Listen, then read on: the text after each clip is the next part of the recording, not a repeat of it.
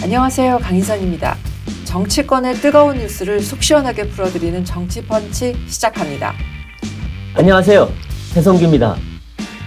대선에서 이 주자들의 지지율이 요동을 치면서 지금 국민의당 안철수 후보가 지지율이 급상승하고 있습니다.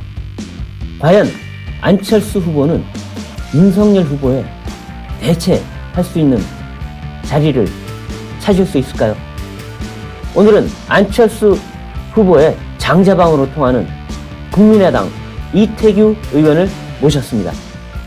안녕하세요. 네, 안녕하십니까? 안녕하세요. 네. 아마 요즘 몸값이 제일 높은 분 중에 한 분이실 것 같아요. 제가 모시기 좀 힘들었어요. 그러니까요. 네. 그러니까 이제 과거에 연락을 안 주시던 분들이 네. 요즘 이제 굉장히 많이 네. 하고 또 안철수 후보를 이제 돕겠다고 네. 하시는 분들도 이제 무엇보다도 이제 당원과 지지자들이 네. 이렇게 이제 힘을 얻는 것 같고 아, 그렇죠. 이제 해볼 만하다. 예, 네. 그리고 이제 또 그동안에 오랫동안 이제 꼿꼿하게 후보를 이렇게 뒤에서 이렇게 서포트 해줬던 분들이 계시거든요. 그렇죠. 네. 네, 이제 이런 분들은 사실 이제 정말 이제 막 보기에 감격하는 거예요. 그렇죠. 안 그렇죠. 대표의 진정성을 이제 네. 조금 알아주시는구나. 네. 근데 저희가 작년에 후보 지지율이 뭐 4%, 3%막 이랬었잖아요. 네, 그렇죠. 그리고 이제 작년에 저희가 전략적 목표가 어쨌든 새해 초에 2자릿수로 진입한다. 이렇게 네. 되면 좋겠다. 이런 바람이 있었는데 그때도 이제 안철수 후보가 우리 이제 주변 참모들한테 그런 말씀을 해주세요. 네. 지난 대선 때도 나는 5%에서 시작했다. 네. 예, 그리고 꿋꿋하게 진정성을 가지고 자기 길을 가다 보니까 어느 시점에선가 국민들이 판단해 주시더라. 네. 그러니까 우리가 지금 지지율은 낮지만 우리가 굳세게 우리 길을 가자. 그리고 진정성에 가자. 이러면서 이 참모들을 이렇게 격려해주고 다독거려주고. 오히려 흔들리지 말자. 예, 네. 그렇게 하셨는데 그게 어쨌든 지금 현실이 됐으니까 네. 그 안 대표의 어떤 의지 네. 또 판단 네. 뭐 이런 게 현재까지 이제 어느 정도 맞았던 거죠, 사실. 그렇죠. 네. 신년 여론조사 보면은 거의 이제 진짜 약진하는 그런 수치였는데 최근에는 이제 15%도 넘겼고 이제 거의 20%를 향해 가고 있다 다들 그런 얘기들 하잖아요. 그렇게 되면 이제 막 선거구도가 거의 3강구도 이렇게 되는 거 아니에요? 분위기가 완전히 달라질 것 같은데 지금 어떻게 보고 계세요? 일단은 저는 그 설 전에 이제 트로이카 체제를 만들겠다 이게 이제 후보의 네. 바람이고 저희도 이제 현 단계 전략 목표가 그렇게 돼 있는 거죠. 네. 그래서 이제 트로이카 체제라는 것은 이제 정말 이제 3대 3대 3 이렇게 기계적인 이제 지지율도 중요하지만 네. 후보가 지금 아직 15%를 저희가 안정적으로 달성했다고 보기는 어렵습니다. 그런데 다만 15%를 안정적으로 들어가게 된다면 그건 기본적으로 이제 양강 구도가 깨진다는 걸 의미하는 거거든요. 그렇죠. 큰 출렁거림이 오는 거죠. 그러니까 절대적인 지지율과 관계없이 15%를 안정적으로 확보하면 일단 3자 구도, 3강 구도에는 진입했다. 네. 저희는 이제 그렇게 정치적인 해석을 할 수가 있습니다. 근데 20% 이걸 돌파하면 이제 그때야말로 정말 누가 이길지 알 수 없는 게임이 돼 가는데 20% 달성 언제쯤 할 수 있다고 좀 기대하고 계세요? 그거는 이제 국민들께서 네. 판단해 주시는 거고 저희도 네. 이제 묵묵히 가는 건데 네. 그렇기 때문에 지금 단일화라든가 이런 정치 프레임을 저희가 제일 경계하는 거고요. 네. 지금 안철수 후보에 대해서 이제 국민들께서 관심을 갖고 네. 좀 재평가해주고 계시는 거예요. 네. 과거에는 여러 가지 이제 부정적인 여론들이 막 만들어내고 그랬는데 그렇죠. 지금 이제 찬찬히 따져 보니까 일단 도덕적으로는 뭐 퍼펙트하게 흠결이 없는 유일한 후보고 네. 가족 관계 이상 없고 그렇죠. 예. 그리고 이제 그동안에 이제 출마 선언문부터 이렇게 꼼꼼히 다 찾아보신 것 같아요. 그다음 말씀하신 거는 네. 그러니까 이제 구구절절 옳은 얘기는 혼자 다 해놓은 거예요. 예. 그리고 이제 실질적으로 출마 선언문에서 대한민국의 성장 목표와 국가 전략 목표가 과학기술 중심 국가라고 딱 잘라서 제시하는 후보는 안철수 후보밖에 없습니다. 맞습니다. 그 얘기에 대해서 정확하게 전문적인 지식을 갖고 말하는 분은 안 그리고 이제 없거든요. 그거를 위해서 하나의 어떤 그 전략적, 전술적 이런 관점에서 이제 G5 네. 세계 경제 강국으로 가기 위한 5 전략. 네. 그러니까 지금 반도체는 뭐 굉장히 우리가 초격차 기술을 갖고 있는 건데 이거 외에 5개의 초격차 기술을 확보해서 네. 그것이 이제 바이오 디스플레이, 2차 전지, 뭐 수소 에너지, 네. 또 차세대 원전 이런 부분은 우리가 투자하고 노력하면 초격차 기술로 갈 수 있다. 그런 네. 여건을 갖고 있다.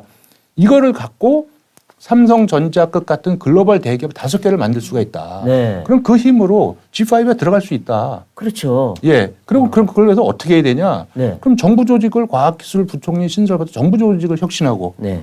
과학기술 체계도 혁신하고 네. 또 인재 양성해야 되고 또 기업이 펄펄 뛰려면 일단 규제를 혁파해야 되고 그렇죠. 이런 구체적인 정책 추진 과제까지 일관되게 다 말씀을 드렸거든요. 네네. 이게 안철수 대표의 머릿속에 다 이렇게 정리가 돼 있습니다. 그동안엔 그게 잘 안 보였어요. 사실 관심도가 좀 떨어졌으니까. 근데 최근에는 곳곳에 나오셔서 계속 반복적으로 말씀하시니까 사람들이 얘기가 괜찮네 이런 생각을 하는 사람들이 많더라고요. 그러니까 우리 이제 유권자들께서 국민들께서 사실 대통령 선거나 총선에 주로 이제 양 진영에 좀 익숙해 그렇죠. 있잖아요. 그렇죠. 그러니까 안철수 대표는 사실 양 진영에 가려져 있다가 네. 이제 이번 대선이 이제 그 큰 당 후보들의 여러 가지 문제로 해서 역대급 이제 비호감 대선이다. 네. 이것이 이제 오랫동안 누적되니까 거기에 그렇죠. 대한 이제 유권자들의 피로도, 네. 불만도 이게 높아지면서 저는 이제 안철수 후보한테 눈을 돌려기 시작했다고 보거든요. 그렇죠. 한쪽은 대장동, 한쪽은 가족 논란, 예. 말실수 이러니까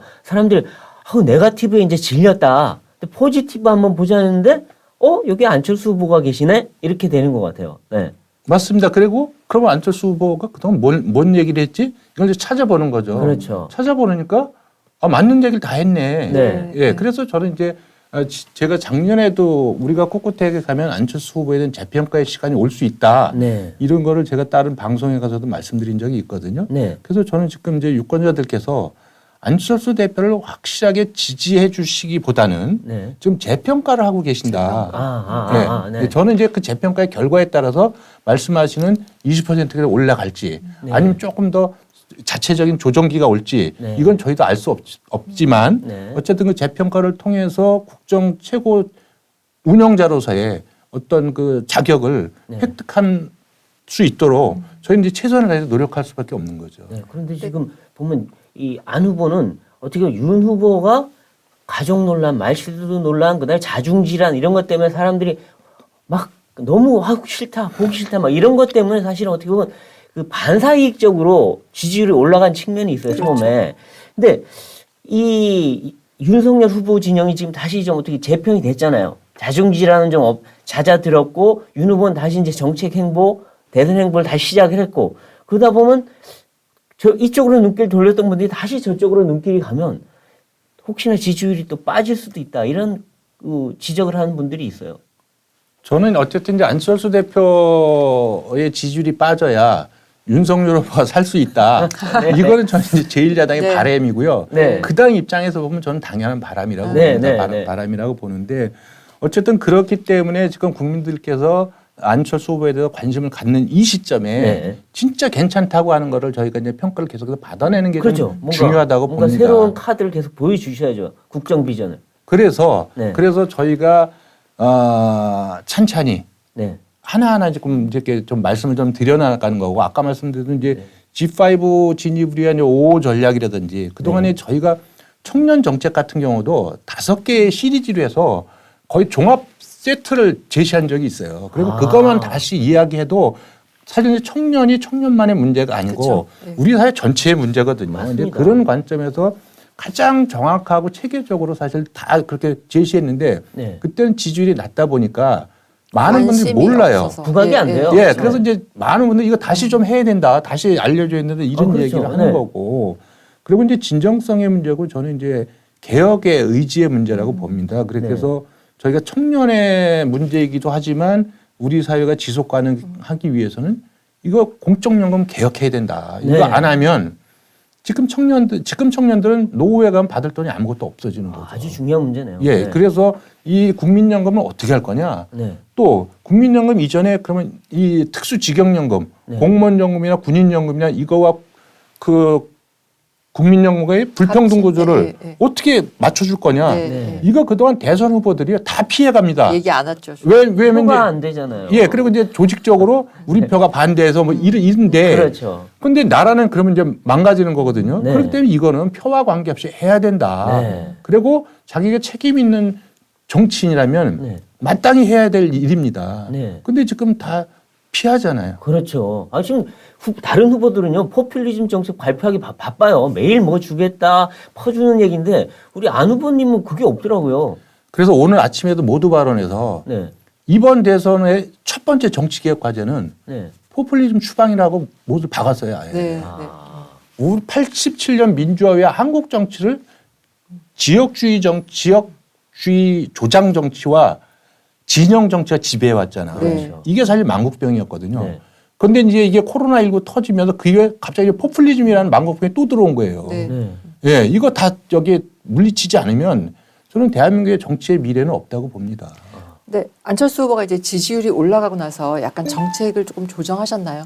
그러니까 이전상 지지율이 올라가는 게 맞춰서 약간 좀 다르게 하거나 새롭게 그런 하신 건 것들이 없습니다. 있나요? 저희가 네. 지금 구상하고 준비한 거를 네. 하나하나 내보내는 겁니다. 아. 예, 저희 입장에서는. 예. 예, 그래서 좀 더 안정감 있고 그러니까 그 중도층 같은 경우는 저희가 이렇게 조금 중도라고 하는 분들을 만나보면 어떤 합리적인 개혁을 원하세요. 네. 그렇죠. 네. 합리적인 개혁, 그러니까 일관되게 개혁을 가라 이 얘기고 그렇기 때문에 이제 그 개혁 중심으로 저희가 가면서 그 2030과 중도층의 확실한 지지를 토대로 저희가 보수층의 공감과 지지를 견인하겠다. 네. 이런 부분이고 네. 또 보수층을 겨냥한 공약인데 네.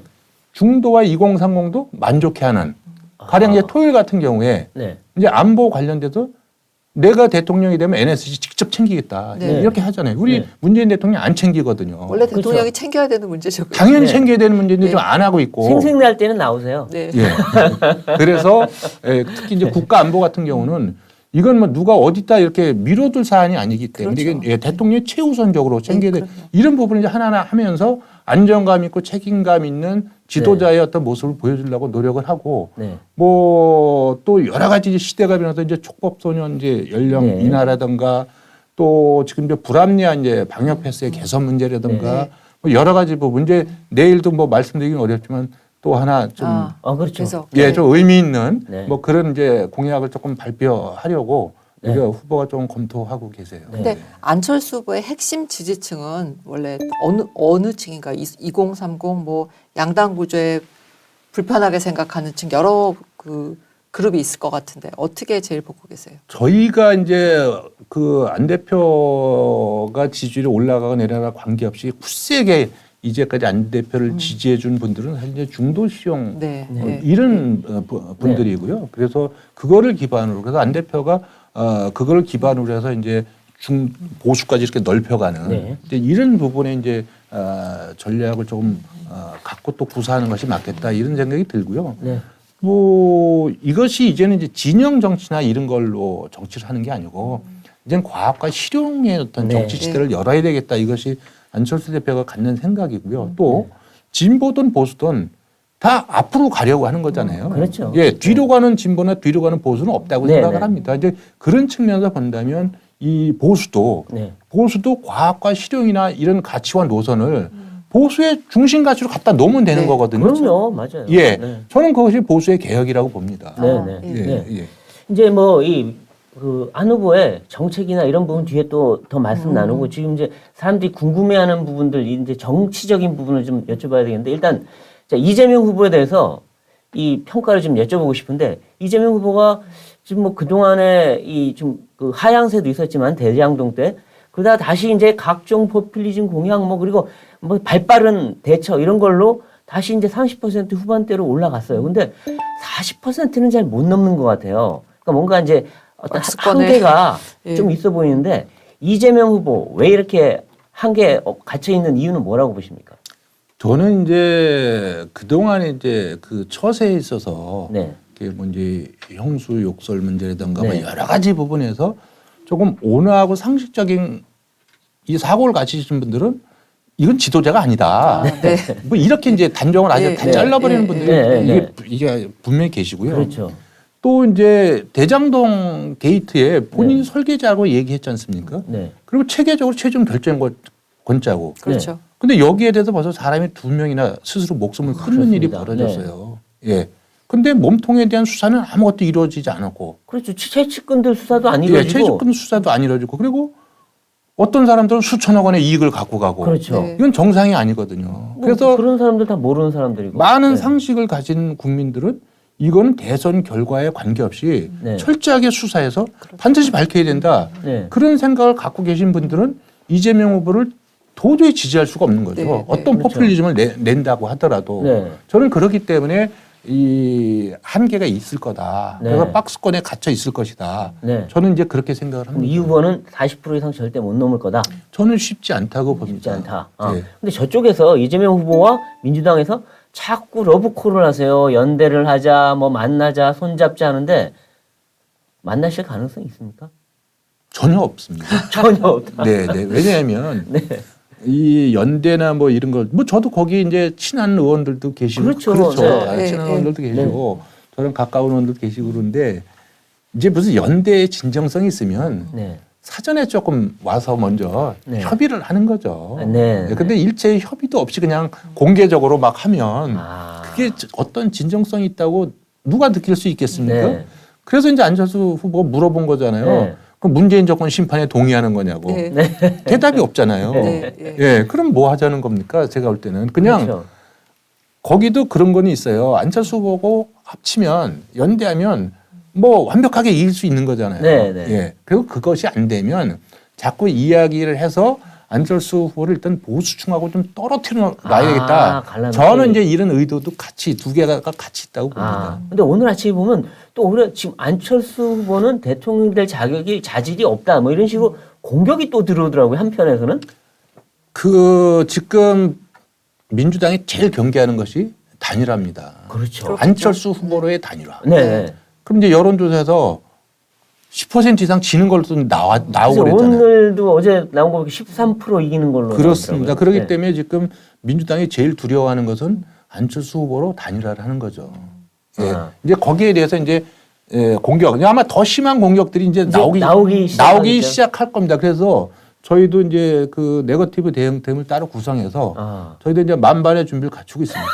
아니 언제는 손잡자더니 또 지금 이제 공격이 들어오는데 참 정치가 좀 희한해요. 네, 하여간 그래서 저희도 어쨌든 이 사람들이 두루킹을 포함해서 어쨌든 이 가짜 뉴스, 네. 흑색 선전 이런 거 굉장히 이제 능란한 사람들이 많이 있습니다. 그렇죠. 네, 네. 예, 그래서 이 사람들을 우리가 집중적으로 좀 경계해야 된다. 네. 그래서 지난 대선 때처럼 이렇게 허무하게 당할 수는 없기 때문에 네. 그래서 캠프에 전문가들로 구성돼서 이렇게 잘 체크해 보고 있습니다. 네. 안철수 후보는 그런데 윤석열 후보에 대해서는 공개적으로 비판하거나 그러지는 않는 것 같아요.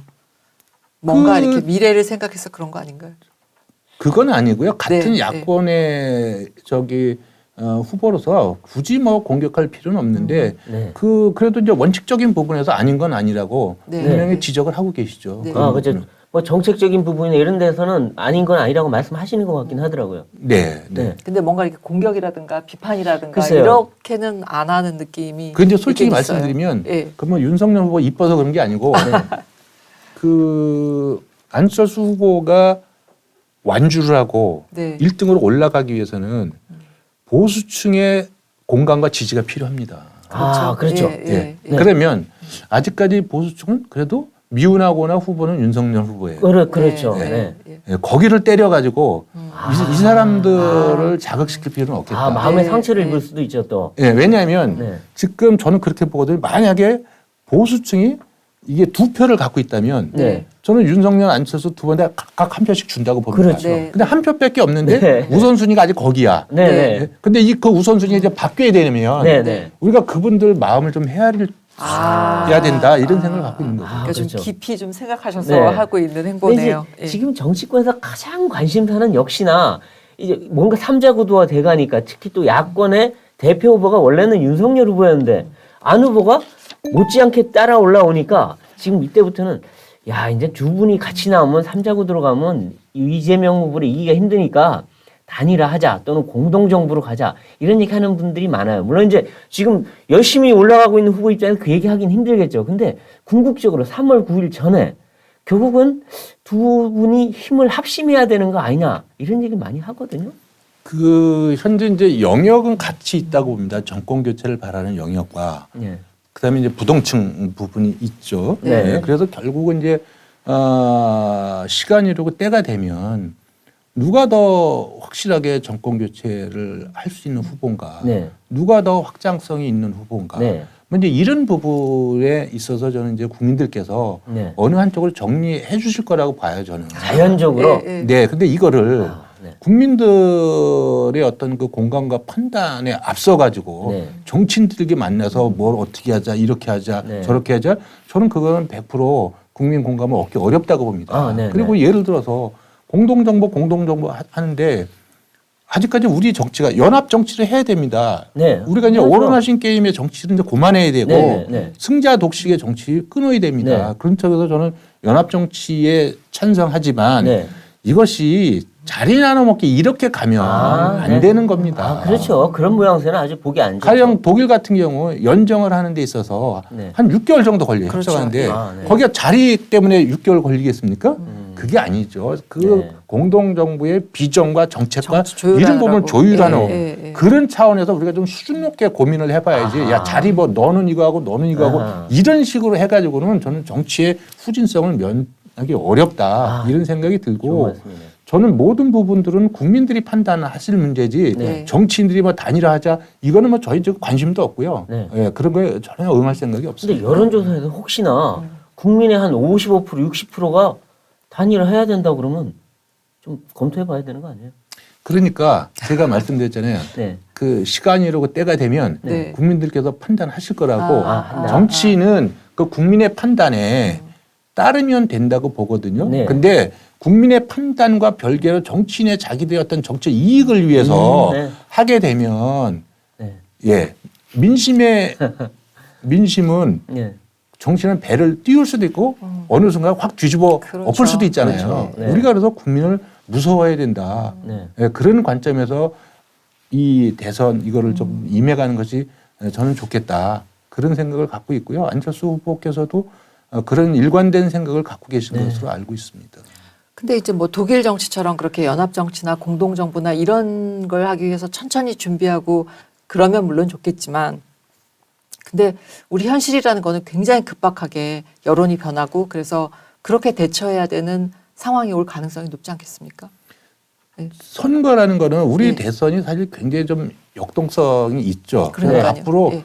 어떤 형태의 새로운 출렁거림이 어디서 어떻게 올지는 아무도 모르는 네. 거죠. 그래서 저는 모든 개연성은 다 열어놓고 아, 그리고 네. 내부적으로 판단할 필요는 있다. 이렇게 생각을 갖고 있고 우리 의원님 머릿속에 이미 다 들어있는 것 같아요. 여러 가지 시나리오를 갖고 시나리오가. 예, 예. 아니 그 저희가 네. 원하든 원치 않던 간에 네. 그렇죠. 예 내부의 변수에 의해서 또는 외생적 변수에 의해서 새로운 상황들이 늘 전개될 수 있는 거거든요. 그렇죠. 그렇죠. 예, 예. 그거를 미리 우리가 경우의 수들을 좀 생각해 보는 거 네. 그건 뭐 나쁜 건 아니잖아요. 아, 그럼요. 그건 상식적인 일이라고 봅니다. 전략통으로서 당연히 하셔야 될 일이죠. 아니 지금 굉장히 복잡한 계산과 그 판을 그리고 계신 것 같아요. 네, 근데 예. 어쨌든 정책 비전과 국가에 나갈 방향을 고민하면서 연대를 하도록 그걸 먼저 생각을 해야 된다는 건 굉장히 좋은 방향 같아요. 그냥 단순히 정말 숫자 나눠 먹자 그쵸. 이거보다는 예. 국민들한테 훨씬 더 공감을 얻어낼 수 있는 그런 연대. 이거 뭐 잘못하면 뭐 방식이 제가 그런 걸 생각하는 거 오해의 소지가 있겠는데 저는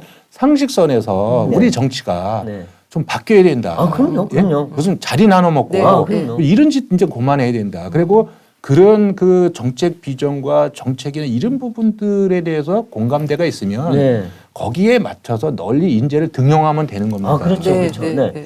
예. 지금 이 안철수 후보, 국민의당 이쪽에 대해서 국민들 중에 많은 분들이 아직도 선뜻 이 손이 안 가는 이유 중에 하나는 세력이 너무 적다는 그렇죠. 거예요. 예. 정치는 현실 아닙니까? 숫자가 말해주거든요. 근데 세석 갖고 과연 대통령이 돼서 국정 운영을 할 수 있냐? 못 하잖아요. 솔직히 국회에서 모든 게 다 막히는데 인선도 하나 안 될 텐데. 그래서 사실 연대 얘기가 나올 수밖에 없거든요. 지금 그 야권 연대인데 그래서 그 세석의 한계 그건 어떻게 벗어나실 겁니까? 그러니까 이제 그 안철수 후보를 아껴주신 분들도 그런 이제 사표 방지 심리 때문에 네. 걱정들을 많이 하시고 네.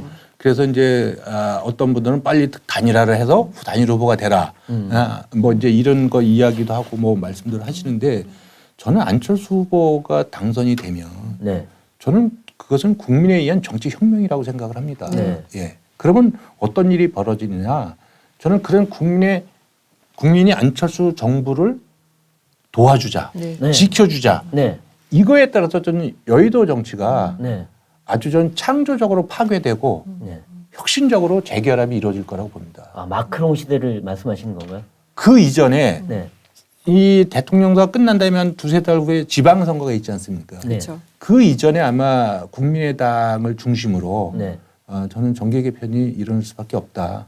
그렇게 일어날 생각을 수밖에 합니다. 없다. 예. 아하. 근데 그 국민의당의 이제 작은 새 이제 그런 것들도 물론 사람들이 걱정하는 부분이긴 하지만 그보다는 이제 그동안 안철수 후보의 정치 이력을 볼 때 주변에 많은 사람들이 있다가 떠났다. 그러니까 지금도 보면 예전에 같이 일했던 분들이 뭐 윤석열 후보를 지지하고 있다든가 이런 케이스들이 굉장히 많은데 그런 점에서 이제 이게 그런 큰 통합, 그런 개혁이 가능할까 하는 그런 문제를 제기하는 의견도 있습니다. 이게 이제 세태가 그런 거잖아요. 네. 네. 저기 물 들어올 때 막 들어오고 그렇죠. 빠지면 또 싹 네, 빠지고. 빠지고. 예, 네. 그거는 인심이 그렇죠. 네, 네, 그 네. 인심이 그래요. 네. 뭐 그걸 꼭 나쁘다고 볼 수 없습니다. 네. 왜 이제 자기도 이제 자기 꿈을 조금 아, 키우려면 좀 더 큰 데 가서 하고 싶고 그런데 역으로 제가 말씀을 드리면 지금 이제 안철수 대표에 대한 이제 관심들이 높아지니까 네. 네. 지금 엄청나게 또 밀려들고 있어요. 올라옵니다. 예. 아이고, 그렇군요. 예. 아, 그러니까 그게 그런 사람들의 움직임이 그 안 후보가 좋다 싫다를 떠나서 자기가 자기한테 이로울 것 같으니까 오고 아니니까 저는 뭐 가고. 그거 자체를 예, 예. 너무 나쁘다고 보지는 않습니다. 누구나 네. 다 자기의 건강한 이익을 위해서 예, 예. 뭐 하는 거라면 한데 또 이제 그 동안에 뭐 이제 고만두고 이제 안철수 대표는 이제 비난하고 뭐 이러는 분들이 있었잖아요. 그렇죠. 그래서 예. 근데 그분들이 꼭 말을 하면서 자기가 측근이었다고 해서 이야기를 해요. 네. 근데 네. 모르겠어요. 제가 봤을 때 전혀 측근이 아니었는데 그리고 안철수 후보는 일 중심의 사고를 하는 분이에요. 네. 그러니까 가령 뭐 대변인을 했다거나 뭐 이러면 야 저기는 대표의 측근인가 보다 네. 이런 게 아니고요. 네. 일을 할 만한 사람한테 기회를 주는 겁니다. 아. 예, 그렇게 해서 그걸 기반으로 해서 정치력도 키우고 성장의 발판으로 삼아달라. 이런 쪽에서 이렇게 배려하는 네. 이 내 측근이고 나랑 같은 파고 이런 거에 연연해 하는 분은 아니거든요. 아, 그렇죠. 그런 건 아니죠. 예, 네. 그렇지만 자기의 정치적 동지들을 어떻게 관리하고 어떻게 규합해서 끌고 가느냐 그 능력도 사실 국민들이 중요하죠. 보거든요. 네, 네. 근데 그런 부분에서 안 후보가 좀 부족했던 거 아니냐 그동안에. 그러니까 이제 안 후보는 소위 우리가 얘기하는 여의도 정치식으로 형님 동생 이런 걸 못하는 분이잖아요. 다 안 하시는 네, 분이고. 예? 네. 예, 그래서 저는 이제 그런 정치는 그만 이제 둬야 된다고 생각을 하는데 네. 안 대표에 대해서 이제 많은 분들이 조금 서운하다 이렇게 말씀하는 경우에는 네. 좀 드라이해요. 드라이하다. 예, 드라이한데 그 속마음까지 드라이하진 않아요. 아, 속마음은 어떤가요? 굉장히 다감하죠. 아, 그리고 다감한데. 자기가 네. 나를 도와준 사람들에 대해서는 늘 생각을 갖고 있죠. 근데 그걸 다감하게 표정을 못하는, 표현을 안 하시는 거죠. 그러니까 인간관계를 끈끈하게 만들지는 않는 타입이신 거죠. 예. 아. 그러니까 우리처럼 이렇게 막 술 먹고 형님 동생 하면서 뭐 이런 스타일은 아닌데 다만 그럼에도 불구하고 창업을 하기 위해서는 동지가 필요한 거잖아요. 그렇죠. 그럼요. 네. 수성을 위해서도 동지가 필요한 그럼요. 거고. 왜? 그 동지라는 것은 사적인 관계 이전에 국정 철학을 공유하는 사람들이잖아요. 그렇죠. 네. 거기에 대해서 안철수 대표가 아마 굉장히 많은 생각을 갖고 계실 거예요. 근데 지난번에 안철수 대표가 여기에 나와서 이제 제가 비슷한 질문을 했는데 그때 얘기 이제 뭐 부덕의 수치 얘기를 하면서 그렇지만 그렇기 때문에 지금 같이 일하는 분들한테 더 고맙게 생각한다. 그 얘기를 했던지 기억이 나요. 근데 이 의원이 보시기에 가까이서 보시기에 정말 그 안철수는 이런 사람이다. 이걸 한마디로 정리한다면 어떤 사람일까요? 저는 뭐 제가 봤을 적에는 이제 젠틀하고 현명한 사람이죠. 그리고 저도 이제 후보랑 뭐 이렇게 정책이나 이런 거 갖고 대화를 할 때에 깜짝깜짝 놀라는 게 뭐냐면 저도 모르는 막 수많은 지식을 막 쏟아내실 때가 있어요. 네네네. 예? 특히 이제 4차 산업혁명, 과학기술 그렇죠. 예. 뭐 이런 거 하면 이제 막 쏟아져 근데 나오는 무슨 얘기인지 정확하게 못 알아듣겠더라고요. 예? 막 쏟아져 나와요. 공부를 너무 많이 한 거죠. 그럼 이제 저도 배우는 거죠, 거기서. 네, 거기서 네, 배우는데 지금 우리 이제 현대사회 지도자는 꼭 과학기술 전문가는 아니더라도 네. 과학기술 전문가에 정확하게 질문할 수 있을 정도의 교양과 오. 지식은 있어야 됩니다. 그럼요, 있어야죠. 예. 우리 인류 문명의 발달사가 과학에 기반한 그럼요. 거였잖아요. 네. 과학혁명에서. 네. 그리고 앞으로도 인류가 살기 위해서는 과학기술을 4차 산업혁명 일로 갈 수밖에 없는 거잖아요. 그럼요. 그럼 이제 그것을 잘 아는 사람이 리더가 좀 알아야 돼요. 그걸 아는 사람이 리더가 돼야 네. 이게 미래의 성장 동력도 만들 수 있고 네. 먹거리도 만들 수 있는 것이지. 옛날 전두환 시대 때야 야, 임자가 알아서 해 하면 알아서 하지만 요즘은 그런 시대가 아니더라고요. 그래서 이제 리더가 알아야 되고 그다음에 대통령은요 군림하는 자리가 아니고 어떻게 보면 대한민국의 대표 영업사원이에요. 예, 네. 예. 해외 나가서 돈을 벌어와야 됩니다. 그렇죠. 네. 예? 외국 정상들하고 영어로 대화하면서 세일즈 외교 해야죠. 예, 이거 하는데 지금 후보 중에 영어 자유롭게 구사할 수 있는 사람 누굽니까? 한 분밖에 안 그렇죠. 계세요. 그러네요. 예. 네네. 근데 가서 대한민국을 팔아야죠. 예? 우리 무한한 자산을 가지고 네. 그래야 우리가 살 수 있는 거잖아요. 근데 그런 쪽에서 저는 대통령은 국제화 이것도 굉장히 중요하거든요. 중요하다. 그런 측면에서 저는 이제 과학기술, 국제화 뭐 이런 부분에서 안철수 후보가 저는 이제 좋은 내용과 자질을 갖고 계신다 이런 네. 생각이 들고요. 그리고 이제 본인이 이제 워낙 젠틀하잖아요. 네. 젠틀하고 네. 또 기본적으로 좀 겸손하죠. 그다음에 대통령이 된다면 네. 우리 공직사회가 네. 젠틀하고 겸손한 아마 처음 맞는 대통령을 볼 거예요. 그럴까요? 예. 옛날의 대통령은 아주 근본적으로 다른 아니, 문 대통령도 젠틀해 보였는데요. 그렇지 처음에 않죠. 임기 시작하실 때는. 그래서 네. 그래서 이제 시민들하고 격 없이 좀 대화도 좀 하고 이런 네. 대통령 좀 보고 싶은 거잖아요. 청와대 네. 혼자 그 넓은 데 혼자 갇혀 있는 대통령보다는 네. 그래서 다른 대통령이고 공무원들하고 이렇게 늘 토론하고 좀 네. 이야기하고 네. 청와대 비서실을 그냥 이렇게 키워가고 청와대 정부 이런 소리 듣지 말고 네. 네. 네. 적정한 보좌 인력만 두고 그리고 책임 총리와 책임 장관제로 가서 아. 그래야 내각이 돌아가거든요. 그리고 그래야 공무원들이 움직입니다. 네. 네. 자기가 책임감을 네. 가지고. 그럼 예. 청와대를 확 축소시킬 건가요? 저는 후보 생각은 이제 적정하게 네. 축소할 생각을 갖고 계신 걸로 알고 있고 네. 그다음에 이제 그 안보실이나 정책실이 굳이 필요하겠는가. 원래 내각하고 겹치니까. 예. 그래서 저는 그거는 제가 볼 때는 국정원과 국방부가 얼마든지 할 수 있고 또 NSC를 통해서 네. 얼마든지 조율하고 조정할 수 있는 거거든요. 네. 제가 볼 네. 적에는. 그래서 비대해진 청와대가 결국은 제왕적 대통령을 만드는 거거든요. 네. 그렇죠. 네. 예. 그래서 책임 총리와 책임 장관제를 잘 정착시키면 네. 일단 개헌 이전에 분권 대통령이 자연스럽게 만들어집니다. 그래서 국가적 아젠다에 대해서 대통령이 선택과 집중을 하고 네. 나머지는 자유와 책임을 조금 맡기는 거죠. 네. 그렇죠. 네. 그래야 되는데 지금까지는 네. 다 청와대가 틀어지고 하니까 청와대 눈치만 봐요, 공무원들이. 그러니까 만기 칠람을 하게 되면 자기 할 수도 없고 네. 대통령이 어떻게 모든 걸 다 합니까? 네. 예. 그리고 이제 주변에 간신들이 꼬이게 돼 있죠. 그렇게 돼 있네요.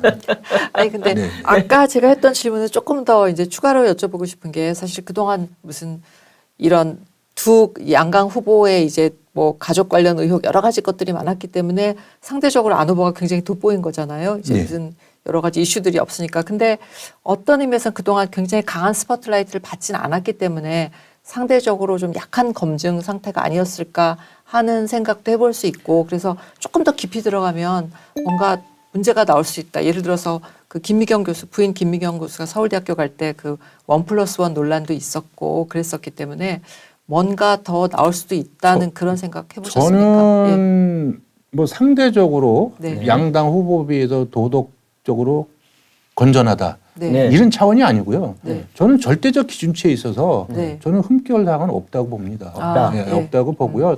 그런데 김미경 교수님은요.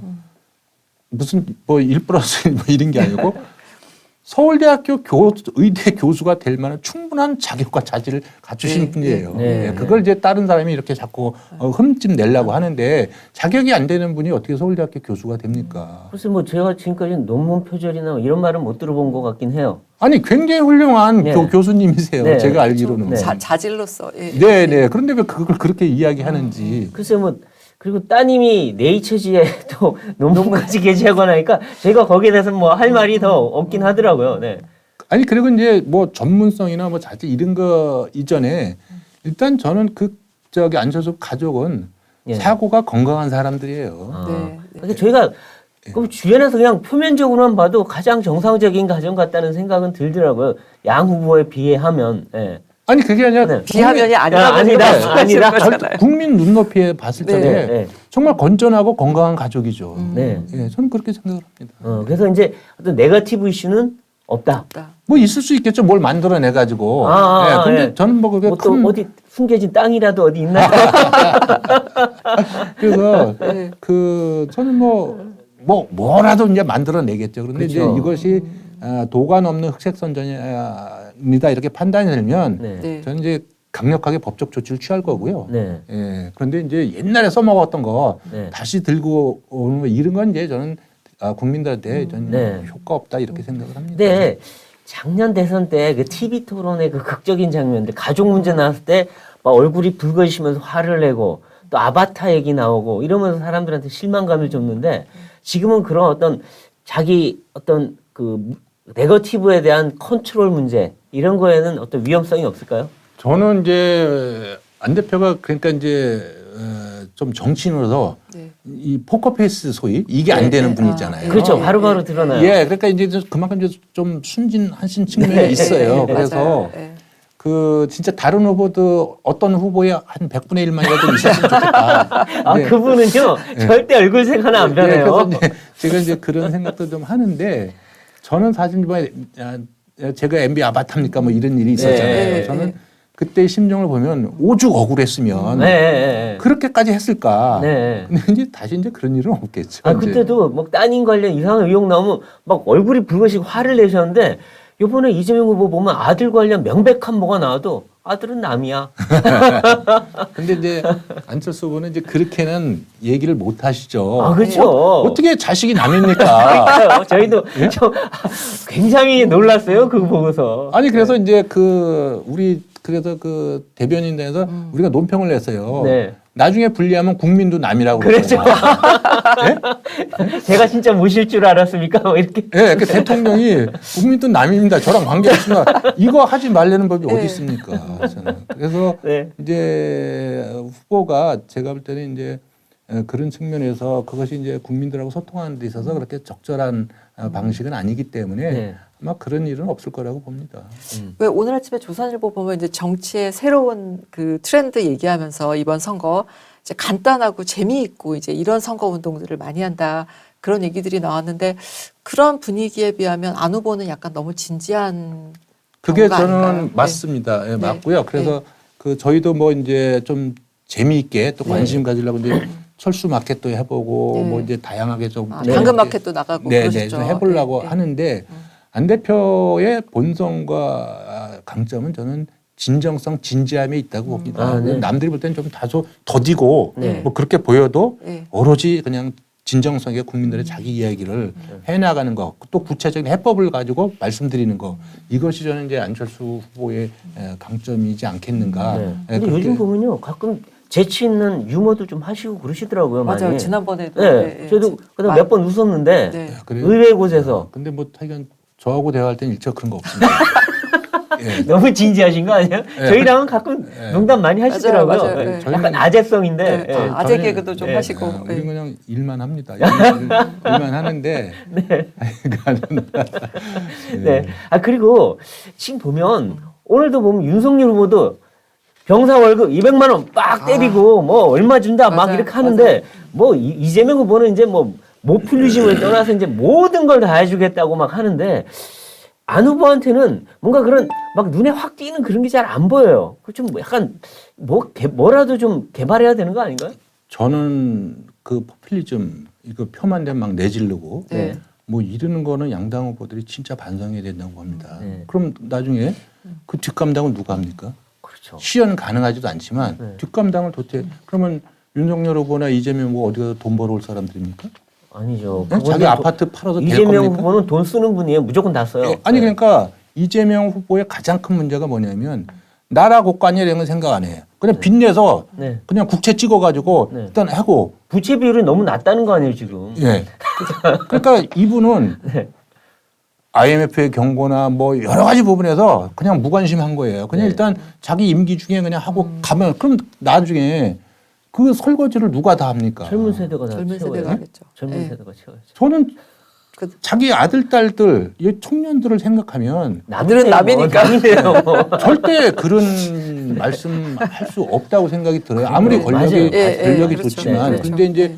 그런 측면에서 오늘 뭐 병사 월급을 200만 원 하겠다. 100만 원으로 가면 제가 할 때는 모병제로 간다는 이야기거든요. 그렇죠. 네. 사실상 그렇게 가는 거죠. 그게 국가 안보에 대해서 책임 있는 자세입니까? 저는 아닙니다. 네. 네, 저는 큰 그런 말씀들을 하시는 거는 저는 굉장히 위험하다고 좀 보고요. 네. 예, 이거 이성을 찾아야 됩니다. 네. 근데 안 후보님은 이제 2030 굉장히 중시하시고 지지층도 많은데 어쨌든 2030한테 뭘 보여줘야 될 거 아닙니까? 꼭 돈을 주진 않더라도 뭘 제시하실 겁니까? 그 2030한테 이미 아까도 전에 청년 정책에서 청년들이 가장 바라는 것은 공정사회입니다. 공정사회. 공정사회를 하기 위해서는 기회가 균등해야 됩니다. 네. 조국의 자녀처럼 부모의 경제 사회적 위치가 교육 기회 확대로 가고 네. 네. 그걸 통해서 다시 부의 세습으로 이렇게 이어지는 네. 이 악순환 구조를 끊어줘야 되는 문제가 있죠. 그렇죠. 그렇기 때문에 이제 수시도 폐지하겠다고 하는 부분들이 있는 거고 네. 또 로스쿨 안 나와도 응시 자격을 좀 주겠다고 하는 이런 부분도 있는 거고요. 네. 그다음에 그 청년들 남녀 다 관계없이 공통으로 하는 게 내 집 마련의 문제이잖아요. 그럼요, 중요하죠. 그리고 또 보육의 문제잖아요. 네. 보육의 문제가 여자만의 문제가 아니거든요. 이제 그럼요. 그렇죠. 예. 네. 이런 부분에서 굉장히 현실적인 안들을 제시하는 거예요. 그리고 우리가 지금 청년들이 내 집 마련을 하게 해주려면 이 문재인 정권이 완전히 뭐 미친 집값, 미친 전세값, 미친 세금 다 만들어 놨잖아요. 네, 근데 네. 내 집 마련을 하려면 초장기적으로 이 모기지를 만들어줘야 됩니다. 그것도 네. 그 한국은행 기준금리로 해서. 네. 아, 예. 아. 이게 충분히 가능하거든요. 네. 그래서 어려운 분들하고 청년들한테 네. 우리 국가 사회가 갖고 있는 네. 금융 자본을 쓸 수 있도록 해줘야 됩니다. 네. 네. 그거 그렇게 해줘도요. 은행들 예대 마진 가지고 충분히 네. 사는데 지장 없거든요. 네. 네. 그렇게 해서 내 집 마련의 꿈을 이렇게 해주는 네. 그런 부분들. 그다음에 이제 청년 같은 경우도 군 같은 경우도 이제 준모병제로 전환해가지고 네. 실질적으로 인력은 줄이되 어떤 전투력이나 군사는 더 전문성을 강화시키는 높이는. 이런 네. 부분이고 또 가운데서 이제 저희가 적립을 해가지고 그 제대할 때 1,000만 원의 사회 진출 지원금 네. 이걸 갖고 가서 뭐 복학하는 데 쓰든지 아니면 뭐 자기 취업 준비하는 데 쓰든지 네. 이렇게 주겠다 네. 이런 부분들도 있고 또 보육 문제나 이런 거를 해서 독일식의 전일제 교육 시스템을 좀 네. 예, 들여오겠다. 아, 네, 네. 그래서 그 안철수 후보의 2030 정책들 하나하나 따져보면은요. 네. 굉장히 잘 돼 있습니다. 그리고 네. 이제 마지막으로 연금 개혁하겠다는 거잖아요. 네. 아, 그렇죠. 청년들 네. 위해서. 네. 아, 부담을 예, 주지 이 않기 우리 위해서. 청년들이 해야 될 부분은 거의 다 망라가 돼 있습니다. 네. 그래서 이제 그런 부분들을 우리 청년들이 조금 더 관심 있게 본다면 정말 청년하고 고민을 많이 했구나. 그리고 우리 청년 본부나 있는 청년들이 굉장히 건강합니다. 네. 그래서 후보가 그 청년들하고 굉장히 오랫동안 토론했어요. 네. 그리고 거기서 만들어낸 거거든요. 네. 네. 네. 네. 그리고 이제 중요한 그 정책 분야 중에 하나가 부동산인데 지금 안철수의 부동산 대책은 정확하게 딱 찝으라면 뭡니까? 제가 한마디로 말씀드리면 시장을 존중하는 거. 네. 네, 시장을 존중하고 또 말씀드렸지만 국가 사회가 내 집 마련을 지원해 줘야 된다는 거. 네.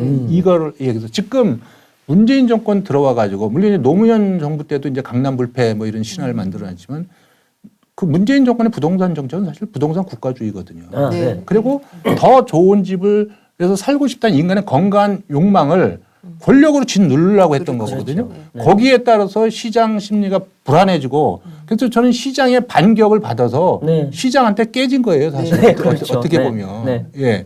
근데 다시는 그런 이제 우매한 짓을 하면 안 된다고 보는 거고요. 그렇죠. 예. 그래서 우리가 원래 집 사는 것이 처음에 단칸방 뭐 월세 살다가 전세로 옮기고 조금 더 큰 전세로 옮기고 그리고 다시 대출 받아서 내 집 마련하고 하는 우리의 선순환 구조가 있었습니다. 네. 이거를 문재인 정권이 완전히 다 네. 부셔버린 거거든요. 네. 이거는 제가 할 때는 어떤 경우라도 저는 용서받을 수 없다고 생각을 합니다. 이제 그 윤 후보 얘기를 조금만 해보겠는데요.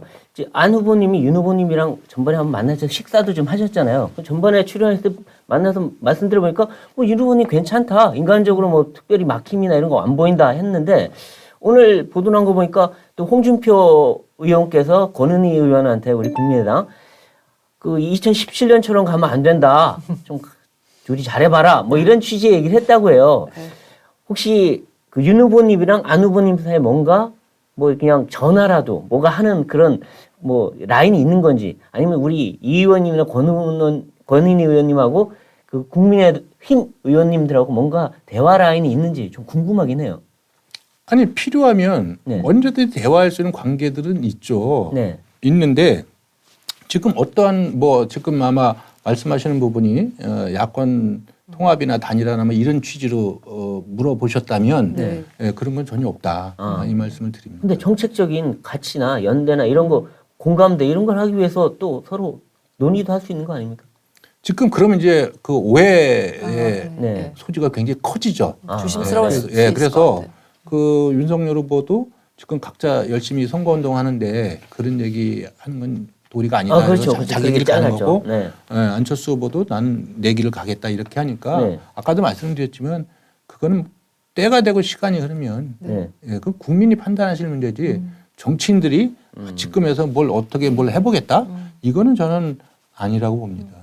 때가 되면 국민의 뜻이 드러나요. 네. 이제 굉장히 그게 중요한 얘기인 것 글쎄요. 같아요. 근데 네. 어쨌든 단일화든 뭐 연대든 그 마지노선이 있을까요? 3월 9일 전날이라고 하긴 너무 좀 급급한 것 그건 같고. 아니고. 그래서 저는 뭐 이제 단일화나 뭐 이런 것 자체에 대해서 제가 이제 우리 캠프에도 이제 사실 입단속을 조금 시키는 편이죠. 네네. 그렇죠. 그렇죠. 얘기하지 마라. 그렇죠. 민감하니까. 그래서 이 저희가 이 단일화라는 이 정치 프레임에 갇히게 되면 네. 지금 후보의 상승 기류나 확장세가 네. 확 바로 묶입니다. 그래서 그래서 네. 저희는 그래서 이거를 일체 관심도 없고 생각도 없다. 이게 현재 공식 입장입니다. 네, 자 정리하겠습니다. 네. 이제 마지막 질문인데요. 이제 여기 나오셨으니까 국민의당 안철수 후보가 대통령이 되어야 하는 이유 시청자들에게 간단하게 설명해 주시죠.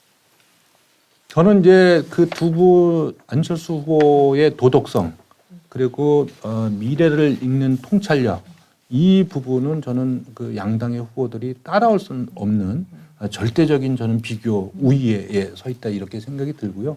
지금 이제 현대 사회가 굉장히 다원화되고 중층화되고 복잡하기 때문에 이것을 단순히 무슨 진보냐 보수냐 이런 하나의 관점으로 저는 문제를 풀어갈 수가 없다고 봅니다. 그렇기 때문에 이걸 잘 융합시켜 가지고 좀 더 과학적인 접근과 실용적 사고로 문제를 풀어가는 이제 그런 리더십이 필요하다고 보거든요. 네. 그러기 위해서는 그건 또 안철수 후보밖에 없는 거고 그리고 아까 이제 말씀드린 과정에 나왔지만 앞으로 대한민국이 가야 될 길, 4차 산업혁명에서 가야 될 길은 과학기술 중심 국가입니다. 그럼 누가 과학기술을 아느냐?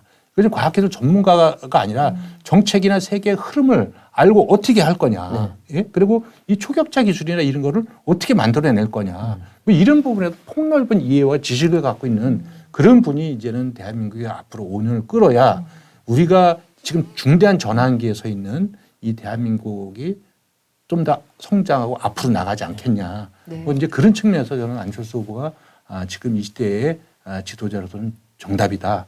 이런 말씀을 좀 드리고 싶습니다. 네, 잘 들었습니다.